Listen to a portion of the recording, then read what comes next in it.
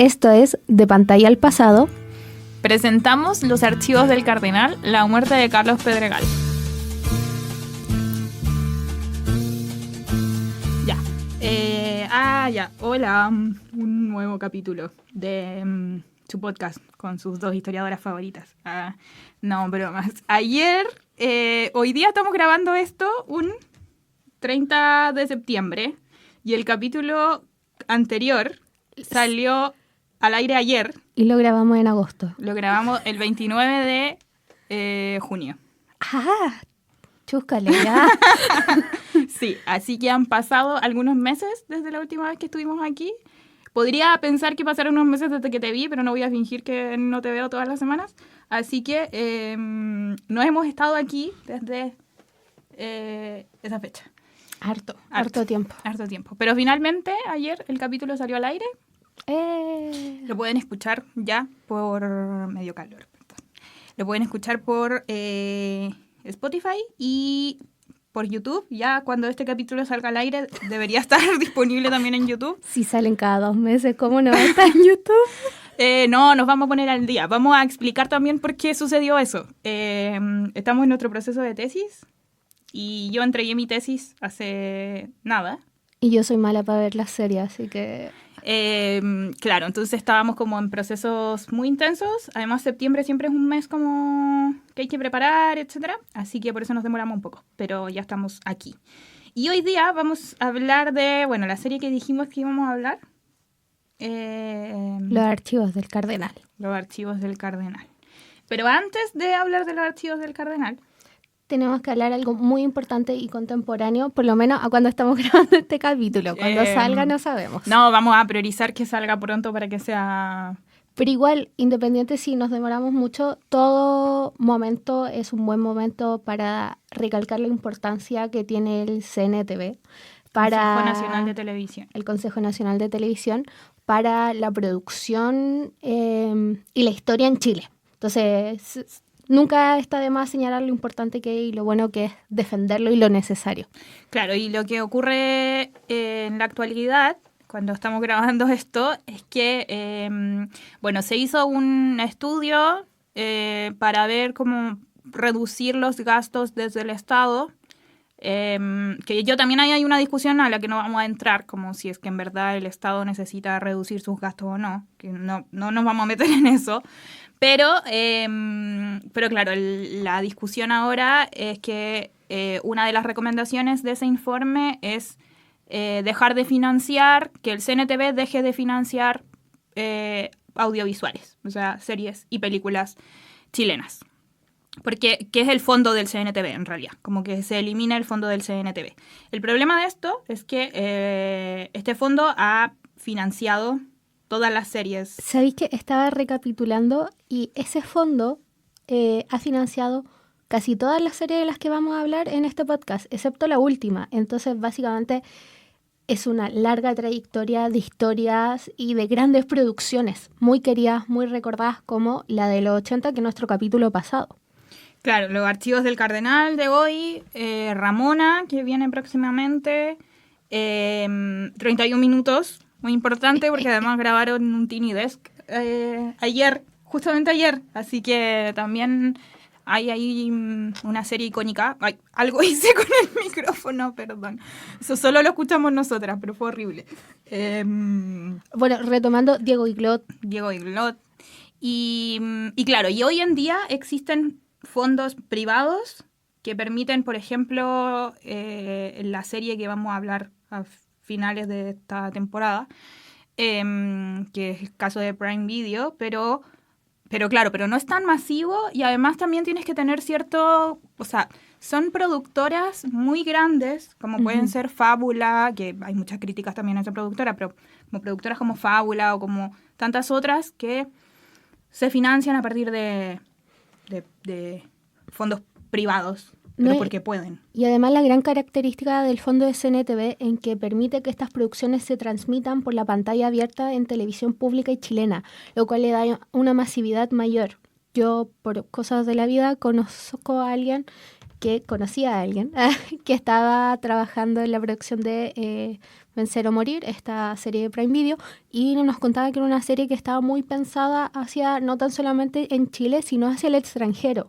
A diferencia que los 80 o los archivos del Cardenal intenta retratar y habla muy desde Chile, para dialogar entre nosotros. Sí, es verdad. Entonces, algo muy importante de este fondo que se transmita aquí en el país y que además sea pensado un producto para Chile y que no necesariamente sea de exportación y aún así cumpla con la mayor calidad del mundo. Sí, así que, bueno, ese era el primer punto que queríamos tocar, que, bueno, ojalá, no sabemos qué es lo que va a ocurrir de aquí a marzo del próximo año, pero ojalá que el fondo del CNTV no se elimine, porque al final muchas de las producciones como más icónicas de Chile han sido producidas por y gracias a ese fondo, así que... Sí, solo mencionar que como persona de la generación de los 2000 crecimos con el CNTV súper presente. Con todas las series. De hecho, estoy segura que Los Pulentos también es del fondo del CNTV. Estoy 100% segura porque Quiero creer. había un fondo antiguamente que era una parte del CNTV que era solo para producciones animadas, infantiles. Y que por eso en la principio de los 2000 hay tantas series infantiles, como Diego y Glot, 31 Minutos, Los Pulentos. Hay otras series que no voy a mencionar, pero me vienen a la cabeza, como El Gato del Ojo, por ejemplo, ¿te acordáis? Sí. Todas esas series, y yo estoy segura que todas esas series estaban producidas con el fondo del CNTV. Grande CNTV, me hiciste todos mis sábados tomando leche Todos al nuestros desayuno. fines de semana, y mi papá pagando la tele porque no le gustaban Los Pulentos, y mi mamá se devolvía a encenderla porque decía, sí, no, estaban terribles, ponía Los Pulentos de nuevo. Ya, pasemos a nuestro tema, que de día de hoy, que es los archivos del Cardenal.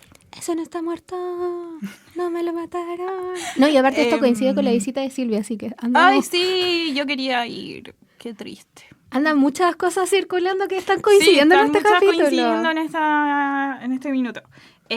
Odio la canción de Los Bunkers, la versión de Los Bunkers, debo confesarlo. Pero si todas esas canciones son de Los Bunkers, Silvio Rodríguez le hizo el cover. Las detesto, siento que la arruinaron. Perdón si hay alguien que le guste Los Bunkers, no tengo nada en contra de Los Bunkers. De hecho, hay canciones que me gustan, excepto los covers de Silvio Rodríguez. Ya, bueno, Los Archivos del Cardenal fue dirigida por Nicolás Acuña. Nicolás Acuña dirigió grandes obras, grandes series en este país, como El Reemplazante, por ejemplo. Que Silvana Núñez sigo sin ver. Sigue sin ver El Reemplazante. Cuando terminemos este podcast, tienes que haber visto El Reemplazante. Ese es el contrato. Es el desafío. Ese es el contrato que firmamos. O si no, no se renueva la temporada. No. Le voy a decir a la radio que no podemos renovar temporada porque tú no viste El Reemplazante. Bueno, me parece. Bueno, eso. Nicolás Acuña, muy buen director. Dirigió muy buenas series. Igual tiene como un... no sé cómo decirlo, pero en todas sus series aparece Benjamín Vicuña. Grande. Que vamos a hablar de Benjamín Vicuña porque es mi amor platónico. Desde que salió como Manuel Rodríguez. Lo siento, soy de más de Mario Orton. No, Mario sí, pero es que no, Benjamín Vicuña. Benjamín Vicuña. Yo amo a Benjamín Vicuña, lo siento. Contrató... Alguien me mencionó que era un desliz de clase. Tiene razón. Pero bueno, eso. No, sí, muy guapo Vicuña. Lo importante de esto. Ya, pero presenta el capítulo. ¿De qué capítulo vamos a hablar? Vamos a hablar de el último capítulo de la primera temporada, La muerte de Carlos Pedregal. Tengo un comentario. ¿Qué? Antes de seguir. Yo no sé si esta serie los capítulos no tenían nombre y después los nombres se los agregaron cuando la subieron al CNTV, pero una serie no puede tener en su título el spoiler más grande que puede haber. O sea, estás viendo toda la serie en la página del CNTV y de repente si quieres mirar como los títulos de los capítulos y nunca has visto esta serie, te vas a enterar que Carlos Pedregal muere en el capítulo 12. Sí, es como Goku. donde también decían la muerte de los personajes cuando iniciaba. Sí. Mira, eso lo desconozco, pero tengo otros datos que yo creo que son muy importantes para lo que es el capítulo y lo que vamos a conversar. La serie consta de 2 temporadas, cada una de 12 capítulos, y están disponibles en CNTV, grande CNTV. La primera es del 2011 y la segunda temporada es del 2014. Pasaron hartos años entre una y otra. ¿Tú odias la segunda temporada? No existe. No existe. Yo no la odio tanto. Malísima. No, la verdad no es tan mala. No es tan mala. Yo creo que tuvieron algunos errores como de continuidad igual. Sí. Como el caso del mirista que pasa a ser frentista. No tiene ningún sentido. Pero, o la DINA, porque en este primer capítulo, o sea, en esta primera temporada es la DINA, no es la CNI. Y después, y no coincide tampoco con las fechas.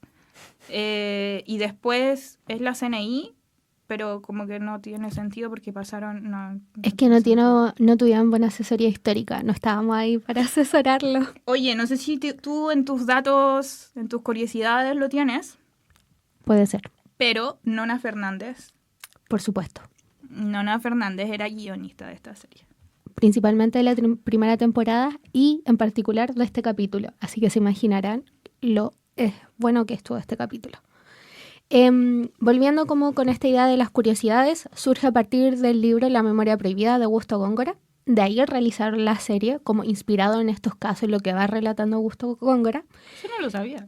Sí, para que veas. Y la serie aborda de la actividad de la vicaría durante la dictadura. Es importante señalar que la primera temporada le fue muy bien. Pero así... Igual hay que pensar que es 2011. Sí. Había un contexto álgido en que Bicentenario, la gente estaba viendo televisión abierta y producciones chilenas. Estaba viendo el CNTV, sí. En resumidas cuentas.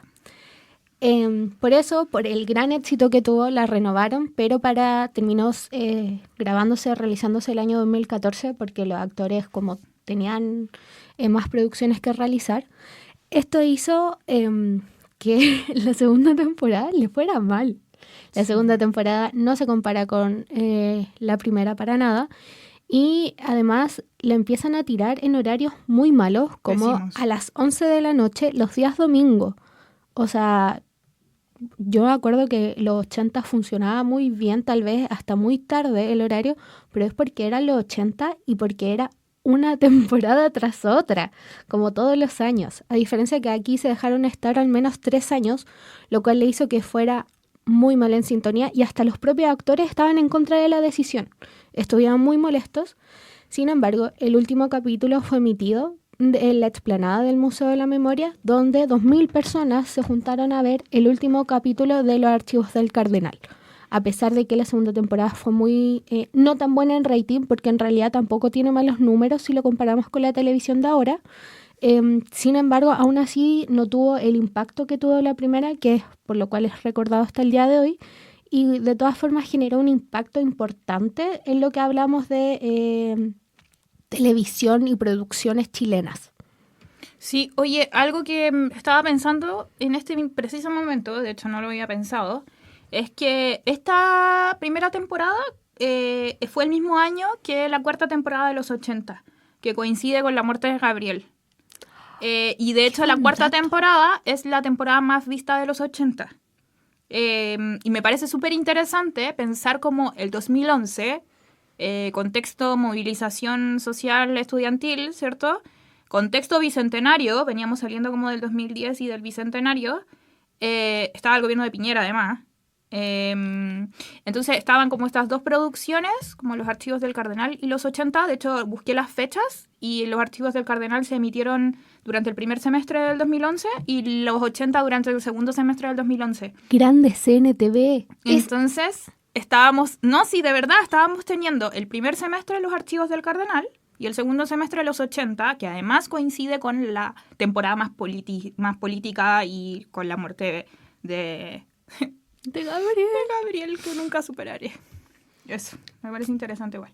Sí, bueno, había un marco importante. en el cual todos estábamos. Ahí crecimos. Este, Estas series nos formaron. En este capítulo, La muerte de Carlos Pedregal, es el último capítulo de la primera temporada. Aborda principalmente los asesinatos de José Manuel Parada, que interpretado por el personaje de Carlos Pedregal, le hace la modificación del nombre, y de los profesores Manuel Guerrero y Santiago Natino, en donde se hace una recreación de los hechos históricos y creo que es importante para lo que vamos a ver más adelante, se le da como un cierre a la serie incluso. Este capítulo se pensó para que cerrara de forma muy redondita esta primera temporada porque no se sabía, a pesar de que sí estaba teniendo éxito, no se tenía certeza. Sí, se iba a financiar una segunda temporada, perdón. Nuevamente hice un movimiento mal y hago que nuestros oídos revienten. Pamela, deja de mover los pies. Ya. Algo que quería mencionar es que, claro, la serie, desde el primer capítulo, toma hechos históricos de la dictadura y cada capítulo recrea uno de esos hechos, en la primera y en la segunda temporada. Entonces, por ejemplo, el primer capítulo de esta temporada empieza con los hornos de Lonquén, el año 79. No necesariamente, y a mí me parece interesante como hacer el análisis sobre la ficción, porque en realidad no necesariamente los hechos coinciden en las fechas. O sea, como la serie nunca te dice si la serie realmente parte del año 79 o no. Uh-huh. Y después te mete en el mismo periodo como de la serie hechos que, por ejemplo, son el asesinato, ¿verdad?, de Santiago Natino, José Manuel Parada y Manuel Guerrero, que es del año 85. ¿Cachai? Pero nunca te dice, o sea, te combina estos hechos en una sola narración ficcionada que funciona. O sea, sí, como funciona. Y claro, y después en realidad es labor como del televidente buscar esos hechos y decir como, bueno, sí, esos hechos coincidieron con esa fecha o no, etcétera. Pero recrean desde la ficción. De hecho cambian, como José Manuel Parada y Carlos Pedregal, cambian los nombres de los personajes, ¿verdad? Ficcionan ciertas cosas, etcétera. Entonces es muy desde la ficción, pero me parece interesante igual el recurso como que utilizan. Sí, súper bueno. Incluso me recordaste que particularmente para este capítulo habían cosas que yo desconocía y me sirvió para buscarlas. Entonces te abre a que uno se pregunte. Sí. Bueno, como esta parte es como muy a rasgos generales de nuestras impresiones con la serie. A diferencia, no sé, de lo que vimos en los 80, esta serie es mucho más policial, mucho más mucho más explícita en torno a la violencia también. Sí, igual creo que eso responde a Nicolás Acuña. Yo que he visto la mayoría de las producciones de Nicolás Acuña, creo que a excepción del Reemplazante, todas sus otras producciones son o muy explícitas, como en términos de la violencia y también de otras cosas que también las encuentro completamente innecesarias en series como esta. Podemos hablarlo más adelante. Benjamín Vicuña, ¿por qué en todas las series tiene relaciones sexuales? No lo sabemos. No tengo idea, es completamente innecesario. No, me parece, no, en serio, me parece muy innecesario porque el otro día lo pensaba y decía como, está bien, estas series quizás no estaban pensadas para gente como nosotras, que yo tenía 12 años, ¿cachai? Pero yo tenía 10. Pero claro, pero igual creo que cuando estamos hablando de cosas como tan complejas, de repente como agregarle una escena de sexo es como que me hace como, ¿para qué? Como que me hace perder la historia, como que ¿cachai? Es como tan innecesario. Y el tema de la violencia en esta serie específicamente es algo que a mí me incomoda mucho. Como las escenas tan explícitas de las torturas es algo, y lo conversamos el capítulo anterior, sí, es algo que me incomoda como mucho. Creo que es muy revictimizante incluir escenas tan explícitas de torturas. Pero claro, es Nicolás Acuña, o sea, él trabaja así. Sus series, incluso las series que no son sobre dictadura, son así. O sea, bueno, voy a tener que ver más de Nicolás Acuña para estar consciente. De hecho, estoy segura que hay una serie donde trabaja, evidentemente, Benjamín Vicuña. Continúa, yo voy a buscar esa serie. Sí, me llamó mucho la atención de esto de que igual juega mucho con un género policíaco, porque hay mucho de disparos, tal vez ya, además de retomar lo de que me señalabas de la tortura, hay mucho de enfrentamiento policial, aunque no sea, si lo pensamos a veces, tampoco genera un mayor aporte a la trama. Entonces es parte de una constante. Oye, ya, la serie que yo me estaba acordando es Sitiados, que es una serie del 2014. Sí, 2014, que es hecha en colaboración como latinoamericana. Y es sobre el proceso como de conquista, y es parecida. ¿Viste alguna vez Inés del alma mía? No. Esta va a ser una constante en este podcast. Bueno, Inés del alma mía, que es del libro de Inés del alma mía de Isabel Allende, que retrata la historia de Inés Suárez. También son series como muy explícitas en la violencia, medias policíacas igual. De hecho, él tiene otra serie que se llama Verco, que es policíaca, derechamente. O sea, es una serie policíaca. Bueno, es utópico. Sí, y lo que iba a decir también es que yo no tenía idea, pero Nicolás Acuña dirigió Algo habrán hecho por la historia de Chile. Ya, súper buena producción. Con Pancho Melo recorriendo la historia de Chile. ¿Sabéis qué? Me hace sentido lo que hemos hablado de él. Porque sí, tiene muy su estilo. Sí, si lo pensáis, tiene muy su estilo. Sí, no, y yo no pensaba, Pancho Melo, sale de ahí, te van a pegar. Te van a matar. Sí. Ya, pero eso. Bueno, voy a combinar un poco como en nuestros super apuntes. La trama principal es sobre la detención de los profesores bueno, gran parte del capítulo se trata sobre la detención y después la ejecución, o también es conocido como el caso de Gollados. Y a mí me da mucha risa porque cuando vimos los 80 también pasaba esta dinámica donde estaba la trama principal, que es súper impactante, es un caso súper fuerte, y las subtramas son tan simples y tan cotidianas que llega a generarse un impacto como en la diferencia.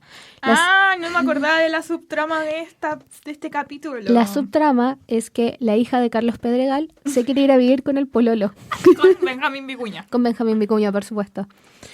Sin embargo, no me acordaba de eso. Sí. Y es muy chistosa todo eso, porque como que la mamá está de acuerdo, el papá no... Y como que tienen unas conversaciones como medias ocultas uno con otro. Y el personaje, además de Benjamín Vicuña, a mí me gusta el personaje de Benjamín Vicuña. Me daba rabia al inicio.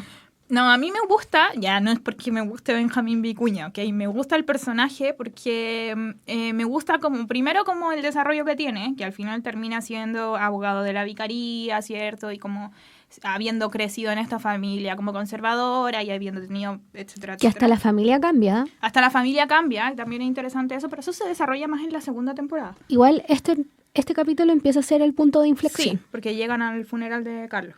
Pero me cae bien, lo encuentro como... Pero claro, pero es como medio torpe, es torpe. Bueno, a mí me caía mal en un inicio de la serie porque era tan tonto, porque siento que es más que pavo, porque es como, acabáis de ver que los CNI acaban de entrar a tu oficina y tú los salías a perseguir a decir como, oye, ¿qué onda? Y es como, ¿tú sabés que son las CNI? Ya, pero en su defensa no tenía idea lo que era la CNI. O sea, a ver, no sé si esto es tan defensa o no, porque no sé si no podíais saber qué era no podíais no saber qué era la CNI, pero bueno, no sabía lo que era la CNI. ¿Okay? No sé, a mí me da rabia el personaje que no me gusta... Al inicio, después ya... No, el personaje que no me gusta, no me gusta ni en la primera temporada y menos en la segunda temporada, es el personaje de Daniela Ramírez. Que ni siquiera, mira, me gusta tan poco que ni siquiera me acuerdo cómo se llama. Yo tampoco, pero en general yo no me sé los nombres. Yo creo que ese personaje, que es la hija de Carlos Pedregal, llamémosle la hija de Carlos Pedregal, sufre... Y es la protagonista. Sí, sufre el mismo síndrome que la Claudita de los 80. Darlo todo por un hombre, poco menos que ir y meterte una guerrilla, solo porque él está involucrado.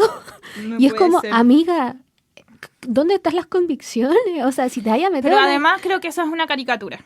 Totalmente. Porque yo creo que es muy machista. Es muy machista y eso no fue así. O sea, las mujeres militaron en organizaciones armadas no porque les gustara a un compañero. Militaron por convicciones. Que se enamoraran una vez dentro, otra cosa. No, o que ya, bueno, la persona que te gustaba estaba en esto, o sea, arriesgaba la vida.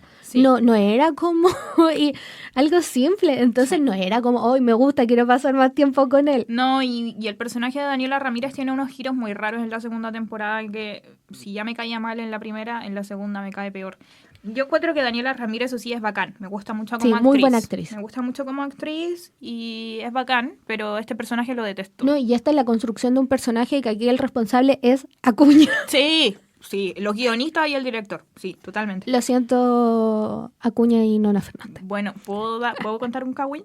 Adelante. Nicolás Acuña y Daniela Ramírez fueron pareja como 15 años. Ah, ya, pero A no partir creo que de- sea Cagüín es público. A partir de esta serie. No es tan cagüín porque era público. Salían en las fotos Era juntos. público. Pero creo que igual Nicolás Acuña tenía como una fijación media rara en esa época. O sea, yo creo que estaban empezando la relación.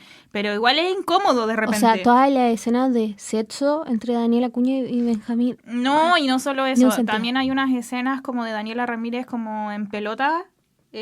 Sin... Completamente como descontextualizadas y Como mirando por la ventana y, y es como, ¿por qué? demasiado raro, no lo entiendo. Respeto a Nicolás Acuña, pero no te respeto en ese sentido. Creo que En este personaje no, lo hicieron, No. yo creo que una visión no. machista. Sí, creo que es una visión media sexualizada, igual de la Daniela Ramírez como del personaje y de la actriz, igual no me gusta. Sí, Eso. volviendo como a esto de los personajes, aparte de criticar a la hija de Carlos Pedregal, toda la familia Pedregal tiene una dinámica muy de familia de izquierda Sí. de la época, que Me lo gusta. rescatamos harto. Sí, me gusta. Donde juegan mucho en esta dinámica de somos súper progresistas, estamos en contra de la dictadura y están súper involucrados, pero también tienen esto más conservador en que Carlos Pedregal no quiere que su hija se vaya a vivir con Benjamín Vicuña. No quiere que su hija se vaya a vivir con su pololo. Entonces siento que es una familia, como la dinámica cuando lo veíamos, es una familia real. Tú cuando ves a Carlos Pedregal y a la que actúa de su señora, tú los ves como una pareja. Entonces una dinámica como... se me hace creíble la familia. Sí, súper creíble, porque además también, digámoslo, Alejandro Trejo y Paulina García, tremendos actores. O sea, le Buenísimos. ponen la talla altísima en sus actuaciones. Y Pancho Melo que hace de vicario. Pancho Melo hace de vicario en Lloré. esta serie. Lloré. Bueno, pero para que lo veamos después, por último, señalar un poco el contexto, además de lo que es el caso de Gollados, es también de la investigación, la famosa investigación que se realizó donde un ex agente de la CNI, que era parte del Comando Conjunto, hace una entrevista a Mónica, que en este caso en la ficción es la esposa de Carlos Que Pedregal. además no le cambiaron el nombre, porque la entrevista y el reportaje es de Mónica González en la vida real, y a la esposa le pusieron el mismo nombre. Bueno, entonces aquí es donde se generan acciones, por así decirlo, donde con el apoyo de la Vicaría ayudan a salir a este agente de la CNI hacia Francia. Incluso hay un guiño a eso al final de la serie. Entonces hay toda una repercusión mediática en torno al Comando Conjunto. Se sabe por primera vez como de forma mediática masiva lo que era el Comando Conjunto. Entonces la CNI directamente pone los ojos en este caso Carlos Pedregal y Santiago Natino, Manuel Parada y todos ellos. Entonces esto es un poco el contexto. Alejandro Goich hace uno de los... Parece que hace a Guerrero, Manuel Guerrero.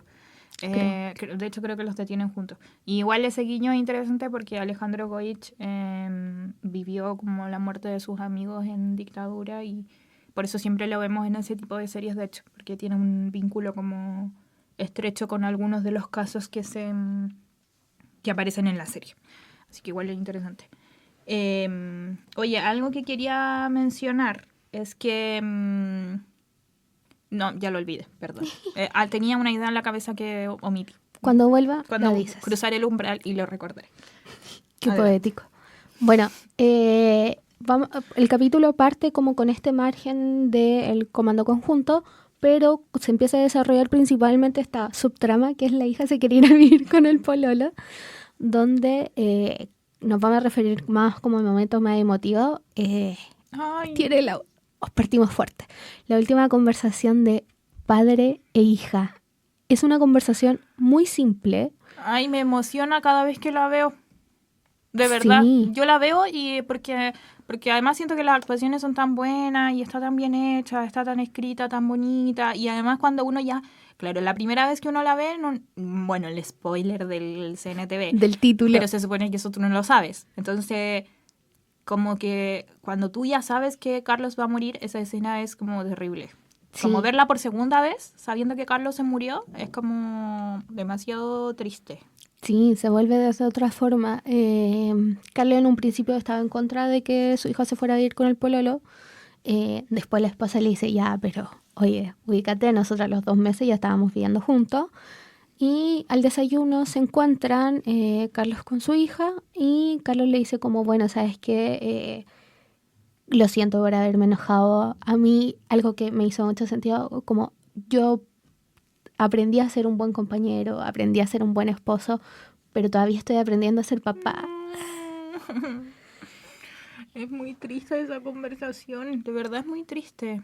Pero además, como de lo triste, es una conversación donde hay mucho cariño y sentimiento, donde incluso al final se dicen te amo. Entonces es muy, cuando lo que decías, cuando uno la ve por primera vez, es como súper cariñosa, Sí. pero después toma otra implicancia. Bueno, después de esa escena lo detienen, ¿cierto? Porque eso en el desayuno y después se va como al colegio, como a hablar con el personaje que encarna Alejandro Goich, que es Manuel Guerrero. Y claro, y ahí los detienen. Sí, ahí, bueno, es súper interesante porque ahí están afuera del colegio latinoamericano, Sí. donde se simula este secuestro. Algo que quería mencionar, ahora me acuerdo de qué cosas quería mencionar. Quería mencionar 2 cosas. Una, la primera es que es el Comando Conjunto, que me parece que es importante mencionarlo. El Comando Conjunto fue un organismo de la DINA. De hecho, ni siquiera fue de la DINA, era como de todas las Fuerzas Armadas de la época, por eso se llama Comando Conjunto, la palabra lo dice. Y que lo que hizo fue perseguir principalmente a las dirigencias del Partido Comunista, el año 76. Y estaba comandada por diferentes facciones de las Fuerzas Armadas, la Marina, el Ejército, la DINA misma, la CIFAR, que era el Servicio de Inteligencia de las Fuerzas Armadas, etc. Y claro, el Comando Conjunto comete crímenes como bien atroces durante la dictadura. Y después trata de revivir con la DICOM-CAR, que es quien finalmente asesina a los 3 militantes del Partido Comunista en el año 86, o sea, 85. Eso. Y lo segundo que quería mencionar era... lo olvidé también, de nuevo. Perdón, hoy día estoy a un 60%, pero lo recordaré nuevamente. Sobre el Comando Conjunto, cabe señalar de que en otras partes de Latinoamérica así fue el funcionamiento en torno a la represión. Aquí en Chile hubo un organismo como aparte que se enfocó principalmente en la desaparición forzada y en la ejecución. Sin embargo, en otros países como Brasil eran todas las fuerzas armadas, las cuales se hicieron en diferentes grupos, organizaciones, los cuales hacían la represión. Entonces fue una medida como que Chile copió hacia Brasil y que aparte coinciden las temporalidades. Ya me acordé del otro que iba a decir.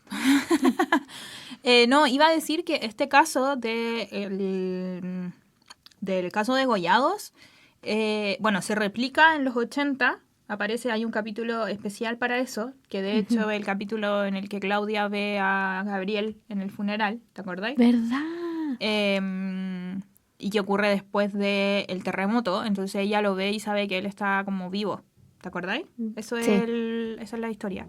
Y bueno, algo que o sea, al respecto es que el caso de Goyados marcó una generación completa, porque fue un caso tan atroz, fue un caso tan mediático y fue un caso tan explícito como de la DINA y la CNI en general funcionaron de manera clandestina y en general la gente podía un poco o fingir demencia, como que esto yo no veo qué es lo que está ocurriendo, o podía como...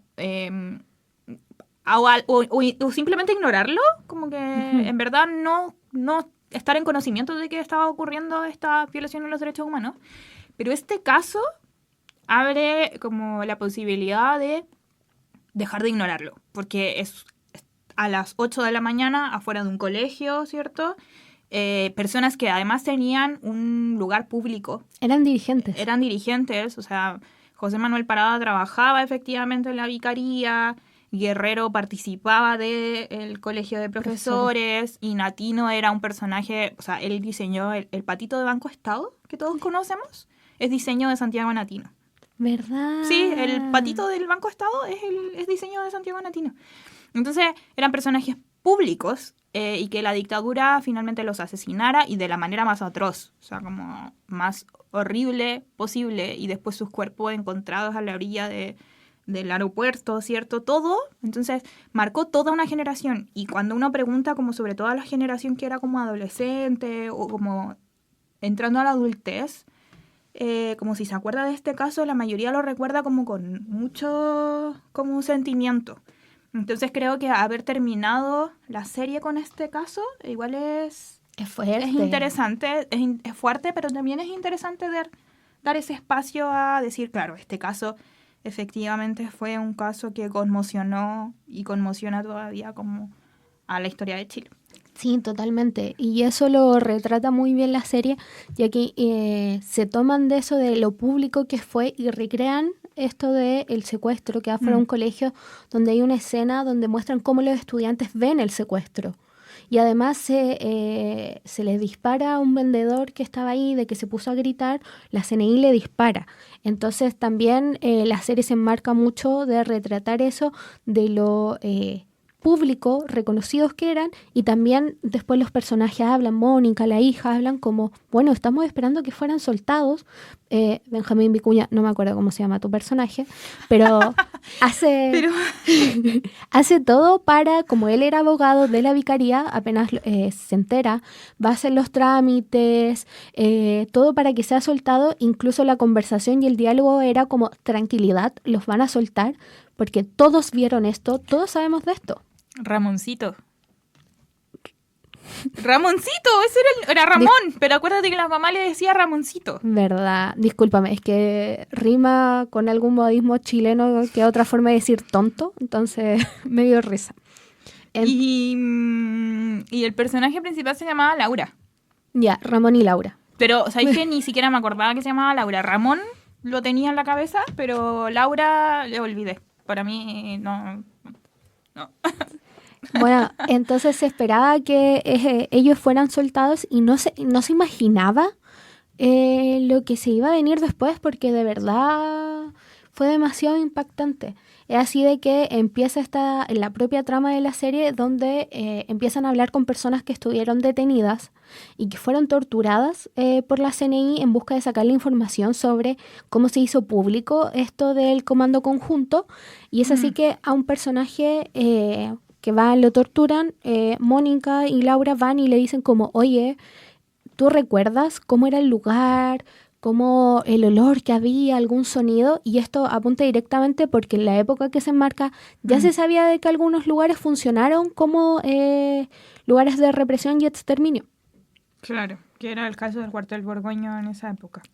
Sí. Y que de hecho lo tratan de replicar varias veces, como el cuartel Borgoño en la serie, ¿te acordáis? En otras escenas. Hay varios. Que ahí es también el tema de la tortura y lo innecesario también de esas escenas como tan explícitas. No, y ahí ya, por ejemplo... Tengo una pregunta. Adelante. ¿Te acordáis que al personaje de Ramón lo torturan? No. Parece que eso es en la segunda temporada, no en la primera. Sí, creo que en la segunda. Al personaje de Ramón lo torturan. Y la escena es muy explícita. ¿Te acordáis? Sí, pero ahí es porque hasta su papá ya estaban trabajando por la transición a la democracia. Ah, ya. No me acordaba si era como en la primera o en la segunda temporada. También otra temática que aborda harto el capítulo es como el Poder Judicial, un cómplice activo, no cómplice, un participante activo de la dictadura. No Eso todos aparece en en las 2 temporadas. De Sí. hecho, es parte esencial porque son Abogados. Ramón Sarmiento es abogado. Claro, es abogado, entonces es muy claro como que él se da cuenta también desde su profesión. Sí, en eso se ve reflejado en la serie donde los jueces y abogados crearon una legalidad para que las detenciones generadas por la CNI fueran Sí. justificadas. Entonces hay todo un aparato judicial que fue creado y donde primero el juez es el que tiene que iniciar la investigación y ante, insisto, este caso tan público, sí se inicia el proceso de la investigación. Sí, ¿quieres que hable yo sobre Sí. eso? Sí, a ver, esta escena a mí me pasan varias cosas, que es la escena de cuando las familias se enteran de la muerte de 3 personas y que probablemente sean sus familias. Primero que retratan muy bien a las esposas, ¿cierto? Ujú. Porque ponen a una segunda esposa que sería como la esposa de Manuel Guerrero. Y que me parece que retratan también como el dolor, pero también la fortaleza como de ellas. Totalmente. Y aquí yo tengo como, o sea, a mí me pasa algo con este caso en particular, que es el audio de Estela Ortiz cuando en los hechos originales, o sea, no en la serie, sino que en la vida real, van al servicio médico legal, igual que en la serie, van al servicio médico legal. Hay muchos periodistas. Hay muchos periodistas porque es un caso muy mediático, porque además recordemos que Javiera Parada, hija de o sea, de José Manuel Parada, trabajaba en La Torre 10 de TVN, que era una teleserie de la época. Entonces era una de las niñas y era una teleserie muy vista en Chile. O sea, tenía muy buena sintonía. Entonces, claro, había como un interés público por conocer el caso. Entonces, claro, sale a decir que son efectivamente José Manuel Parada, Santiago Natino y Manuel Guerrero, y Estela Ortiz, esposa de José Manuel Parada, da una conferencia, como una cuña, no sé cómo decirlo, que es muy, que yo cada vez que lo escucho se me levantan como los pelos y me da como una sensación como muy cruda, porque dice como soy esposa de José Manuel Parada, no sé qué, tengo tantos hijos y tengo un bebé de no sé qué, bla, bla, bla, Javiera trabaja para la Torre 10, da como todo su discurso y después hace esto. Y se desvanece, ¿cachai? Pero ese respiro así completo se escucha muy claro en el micrófono. Y bueno, se ve después en las escenas y todo. En los 80 ese audio lo ponen en la mesa, ¿te acordáis? Ya, Al final ¿verdad? del capítulo, se cortó la luz, están tomando once todos juntos, están en la discusión con Claudia, que Claudia estaba tratando como de decir, Félix pregunta como por qué los mataron, y Claudia trata de explicarlo, y en el audio aparece Estela diciendo eso, y el capítulo termina con Estela con ese suspiro, ¿cachai? Y acá en Archivos del Cardenal replicaron esa misma escena con una de las viudas, que creo que es Mónica, ¿cierto? Sí. Que es la esposa de Carlos Pedregal. Claro, coincide como con exactitud, en el sentido que es la esposa como del que sería José Manuel Parada, y hace este mismo gesto, como de... ¿Cachai? Y me parece que es muy interesante y a mí me parece que está muy bien retratado igual, porque es un poco Totalmente. como el dolor y el momento que yo creo que nadie puede entenderlo, como que ni siquiera quienes estamos más vinculados a estos temas o quienes podemos como crear más empatía en torno a esto, como que yo creo que nadie puede entender como el nivel de adrenalina y de dolor que se está sintiendo en ese momento. Entonces es súper difícil recrear una escena así. Sí, es Y un momento de recrearla, quiebre. yo encuentro que igual está recreada desde un punto de vista como bien respetuoso, que no es necesariamente ocurre en todos los capítulos ni en todas las series. Creo que hay escenas y cosas que podríamos entrar a ver que no están hechas desde tanto respeto, pero creo que esta sí. Creo que este capítulo No, este capítulo... paga las culpas de capítulos posteriores y anteriores. Sí, literalmente en este capítulo anoté esto es cine. Adjunté emoji de cigarro. O sea, no, es totalmente buenísimo. No, y la actriz, Paulina García, lo dieron todo y más. Es que de verdad muy buena actriz también. Sí, en eso un poco, cuando se confirma, aparece el vicario, Pancho Melo. Pancho Melo. Ay, esa escena también me da mucha pena. ¿Sabéis qué? Yo con esta me quebré. Sí, Yo dije... me da mucha pena siempre que la veo. No, y te conté esa vez porque el vicario se pone a llorar en el escritorio de Carlos y se escucha de fondo cómo le da un discurso ya en el funeral. Después se cambia de escena, pero dejaron como este discurso que él está dando, donde él le dice que como que lo alaba como el gran trabajador, todo lo que él realizó, pero que también era su amigo. Y se ve como el vicario se echa al suelo a llorar. Y yo te lo comenté, ¿sabes? O sea, si a mí me pasara eso, yo perdería la fe totalmente. Así de endeble es mi fe. Sí, me lo comentaste, claro. Yo decía que ese tipo de situaciones pueden ocurrir dos cosas, como puedes reforzar tu fe, como pensando en que Dios ampare esta situación, o bien perder, claro, como tú decís, perder completamente la fe en una situación así, como decir un poco como, porque Dios me abandonó, entonces ya no creo más en nada. A lo que vamos en ambos casos es que es algo tan impactante. Es tan impactante que puede llegar a cualquiera de los dos extremos. Como, sí. Porque es muy complejo de lidiar. Y sobre esa escena de Pancho Melo me parece interesante y algo que no habíamos mencionado, es que esta serie pone al relevo el rol de la Vicaría de la Solidaridad. Entonces, y el asesinato de José Manuel Parada como funcionario de la Vicaría pegó y dañó moralmente y fue un golpe muy fuerte a los funcionarios de la Vicaría. O sea, los funcionarios siguieron trabajando con esa pérdida, pero fue un proceso, cuando uno habla con la gente que trabajó en la Vicaría en esa época, fue un proceso súper duro y recuerdan ese momento. Nadie pensaba o sea, ellos sabían que estaban poniendo su vida en riesgo, pero yo creo que nadie creía que la dictadura iba a ser capaz de tocar a alguien vinculado estrechamente a la iglesia. Uh-huh. Fuera por la Vicaría, o sea, no me refiero siendo creyente o no necesariamente, sino que vinculado a un organismo de la iglesia.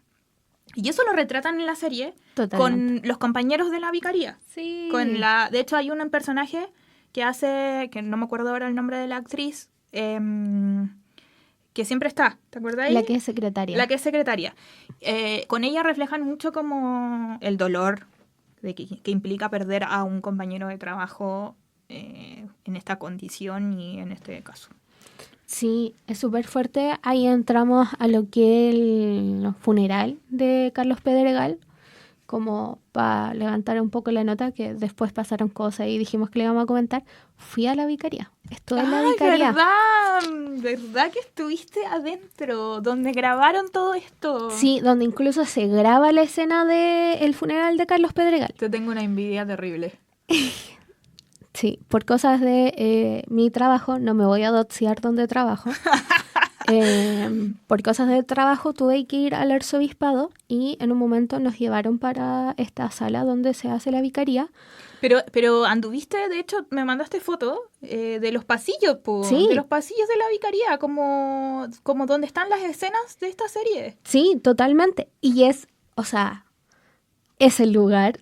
Particularmente ahí nos señalaron que donde se graba la escena, como el velorio de Carlos Pedregal, ahora es una capilla que actualmente usan los funcionarios del arzobispado, que son funcionarios eclesiásticos, y la gracia es que ahí funcionaba particularmente en esa sala la vicaría.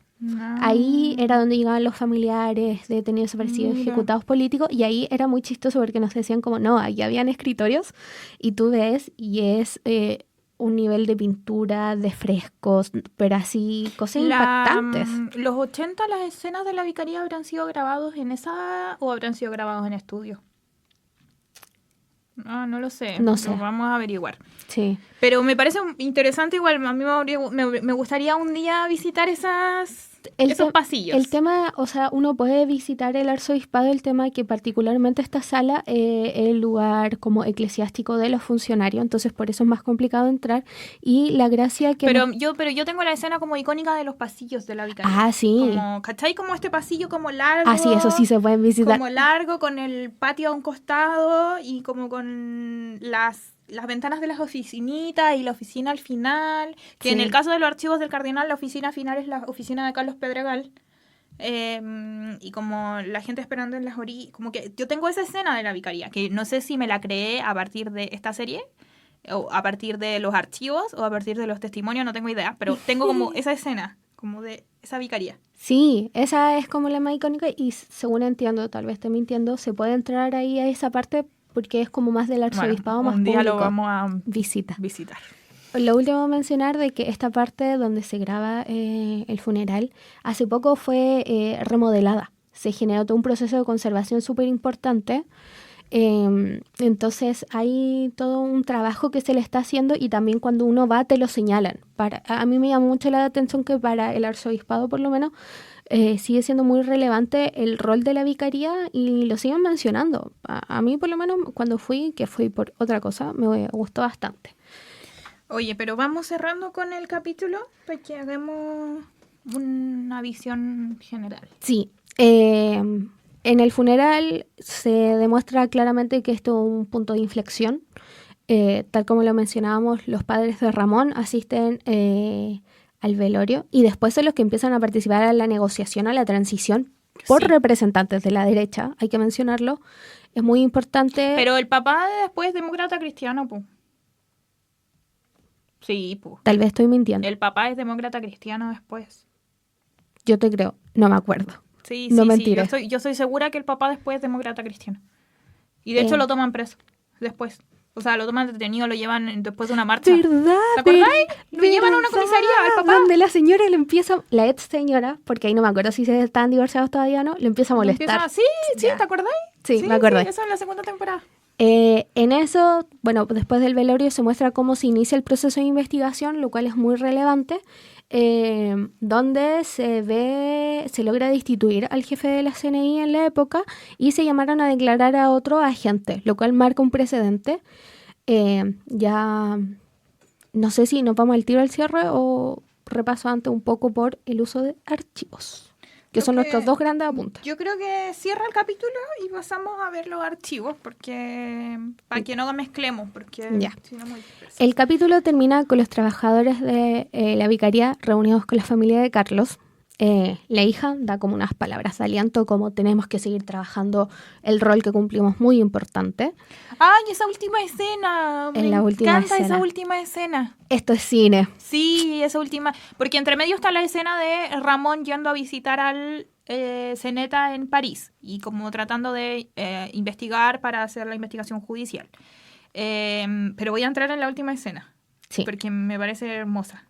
Dale en esta última escena, bueno, después de esta pequeña convivencia, se queda la hija de Carlos y Ramón, como conversando, se empiezan a arreglar para irse y ven que una señora va llegando preguntando si esta es la vicaría y que necesita ayuda. En eso ellos como que se miran, como en una parte como, pucha, qué lata, tenemos que volver a trabajar, pero por una otra van y le dice a la señora como que necesita, adelante, nosotros le ayudamos. Sí, y me gusta mucho esa escena porque yo creo que refleja dos cosas.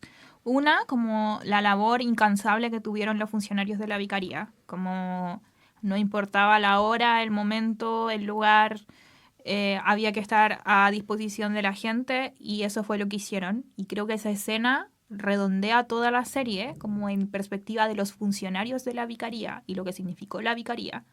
Pero además me parece interesante también lo que refleja como en términos de la vida cotidiana de ellos dos. Como probablemente lo que te hacen ver es que es muy tarde, 8 o 9 de la noche. O sea, ellos como que quieren irse a su casa, que además están como viviendo juntos. ¿Verdad? Entonces como quieren irse a vivir juntos y como hacer su vida después de trabajar, porque el trabajo de la vicaría era un trabajo. Pero llega esta señora, ¿cierto? Y hay que seguir, porque esto superaba el horario laboral, o sea, superaba el trabajo como entendido, ¿cachai? Entonces siento que cierra muy bonito y es una escena, de hecho, media, o sea, es fuerte pensar como que llegue alguien nuevamente a buscar como ayuda y pensar que eso siguió sucediendo hasta el año 90, pero al mismo tiempo es bonita la escena. Sí, es muy hermosa la escena, refleja muy bien y esto de esperanza de tenemos que seguir adelante, a pesar de que nos han golpeado muy duramente. Lo que hacemos vale la pena, tiene sentido y tenemos que seguir en esta. Porque por eso, un poco volviendo al principio del capítulo, así es como termina la primera temporada, así es como se pensó que terminaba la serie en un inicio. Yo creo que debió haber terminado así. Sí, por eso la segunda parte no es canon. No, la segunda parte a mí me gusta. Hay cosas que me gustan de la segunda parte. El último capítulo. Qué insoportable eres. ¿Por qué? ¿Por qué tienes que ser así? No, está bien, está bien. Si la Silvana, yo sé que no le gusta. No. Me lo dijo desde el inicio. A mí no es que me guste tanto. De hecho, me desagrada en otras cosas. Pero encuentro que muestra otras cosas igual. Más ochenteras también. Sí. Como que, aunque yo creo que las dos la pensaron como desde los 80, creo que la segunda es más ochentera. Pero bueno, eso. Tú hiciste un trabajo sobre los archivos. De hecho, ustedes no me ven, pero tengo lentes, entonces cuando digo de hecho, me acomodo los lentes. Sí, se hizo un archivo en este capítulo muy interesante, que igual conversamos un poco de esto en el capítulo de los 80. Particularmente en este se hizo un uso de archivo sonoro y ya de fotografías, en el cual constantemente cuando están escuchando la radio, escuchan la radio cooperativa. Esto es lo que mencionaste, que se recrea la conferencia de prensa también que dio la familia en la vicaría, donde denunciaban esto hecho. Verdad. Y junto con los funcionarios de la vicaría. Sí. Entonces hacen un trabajo súper interesante y por último hay un guiño, pasa muy rápido. Hacen en un momento una velatón en lo que sería el Colegio Latinoamericano, pero utilizan fotografías reales de José Manuel Parada. Yo creo que esa velatón la grabaron en una velatón del 29 de marzo real. Puede ser. Porque no parece una escena como montada. Es que por lo menos una de la trabajadora, la secretaria, aparece en esa escena poniendo una vela. Sí, entonces, pero no sé si todo es montado. Pudieron haber ido y haber grabado como a la funcionaria, pero es que el fondo... ¿Cachai a lo que me refiero? El fondo parece muy poco montado. No, o sea, se ve sumamente realista y ya al final capítulo pensamos que ya terminó esta escena. Vuelven a mostrar imágenes de los tres, imágenes de sus funerales y también cierran con imágenes de los trabajadores de la vicaría en esta mítica donde aparecen con el lienzo donde se dice trabajadores de la vicaría.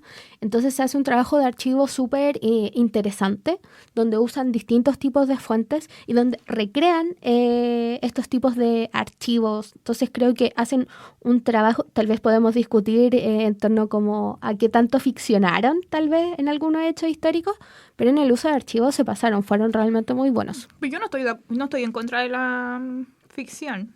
Yo apaño. Mira. De hecho, eso me gusta de esta serie. Me gusta que jueguen con la ficción. Tu personaje pasó del mira al frente. Yo esas cosas te cuestiono. Estos archivos, muy bien hechos. Otras cosas... No, yo cuestiono ese paso del guerrillero del mira al frente. Yo te lo he mencionado, lo cuestiono. No lo conversamos aquí, pero es que hay un personaje, vamos a ir cerrando, pero necesitamos mencionarlo, que se llama Manuel. Néstor Cantillana. Otro... Nuestro otro guerrillero favorito. Nuestro otro guerrillero favorito, sí. Lo queremos mucho, Néstor Cantillana. Gran actor de la época de las teleseries doradas de TVN. Estoy viendo ahora Pampa Ilusión nuevamente. Y es un maldito en esa teleserie. Lo odio. Pero Néstor Cantillana, lo amo. Bueno, el punto es que Manuel pasa de ser Manuel en la primera temporada, militante del MIR, a ser el comandante Esteban en la segunda temporada, militante del Frente. Lo que no tiene ningún sentido. Es que le cambiaron el nombre. No, se sigue llamando Manuel, pero es que lo llaman comandante Esteban porque es su chapa. Ay. Pero pasa de ser Manuel, militante del MIR, a ser comandante Esteban, militante del Frente, en un plazo de 6 meses. Porque entre la primera temporada y la segunda temporada pasa menos de un año, que es el tiempo en que Laura se va con sus tíos al exilio y regresa. ¿Verdad? Entonces pasa muy poco tiempo. Entonces es históricamente imposible que un militante del MIR en el plazo de 6 meses pase de ser un importante militante del MIR a un importante militante del Frente. No, mira, yo conozco personas que, o sé de casos, no conozco personas, sé del caso de algún militante del Sí, yo MIR también. que pasara al frente, pero Pero no no que en- tuviera comandancia. No, y no en 6 meses. No No. en 6 meses y no que después tuviera Claro, que después un comandante. Ridículo. De hecho, se supone que es el comandante Ernesto, supongo. Sí, pues, se El- supone que adopta, sí, y que Adopta es ese- spoiler, en la segunda temporada lo matan y así termina la serie. Lo que es la Operación Albania, Sí, del que Silvana sabe bastante. otro capítulo. ¿Podemos mencionar que eres parte de...? Sí, sí, Ah, eso bueno. no es docearme. Ah, ya, bueno, la Silvana es parte del memorial de la Casa de Corpus Christi. En Recoleta, Pedro Donoso, vayan a seguirlo en Instagram. Así que conoce Vayan harto a la del casa. tema. Por eso. Ya, bueno, eso. Podemos ir cerrando porque ya estamos en la hora, pero yo de reflexiones finales, yo creo que, bueno, es una serie muy buena en el sentido de conocer cómo yo la vi con mi hermana chica, que tiene Ya. tu edad. O sea, chica me refiero, es más chica que yo, pero tiene la edad de la Silvana. Ujú. La vi hace unos años, no sé si antes de la pandemia o después de la pandemia, pero por esa época. Y claro, le gustó mucho porque esta como visión media policíaca que tiene, como que la atrajo harto. Mi hermana es cero política, o sea, como que no le interesa la política y como que estos temas de memoria solo ha estado vinculada a través de mí. Ya. No es algo como que le llame ni esté muy presente, pero vio la serie completa, las 2 temporadas. Buena. Entonces creo que también llama como a un público un poco más general. Y eso encuentro que es bueno y que es algo que Nicolás Acuña nuevamente ha logrado. O sea, como el reemplazante también tiene ese nivel de permitir que la gente se introduzca en historias que no necesariamente se van a introducir de otra manera. Sí, por mi parte, a pesar de que puede haber sido muy pesado con algunas críticas, creo que es muy buena serie. Primera temporada, Chef Kiss, excelente, de verdad, muy buena. Y que larga el vida al CNTV y que se sigan financiando este tipo de producciones excelentes. Y larga vida también a los trabajadores de la vicaría. Totalmente. Por siempre y Y para siempre. anunciamos nuestro próximo capítulo. Nuestro próximo capítulo, para que vean la serie antes, porque es muy buena. Yo creo que en Chile hay 2 series, son las 2 mejores series que se han hecho en este país. Los 80 y Ramona. Así que nuestro siguiente capítulo es sobre la serie Ramona. Está disponible en el CNTV también. Tiene una sola temporada, como más o menos 10 capítulos, así que es súper rápida de ver. Y vale totalmente la pena.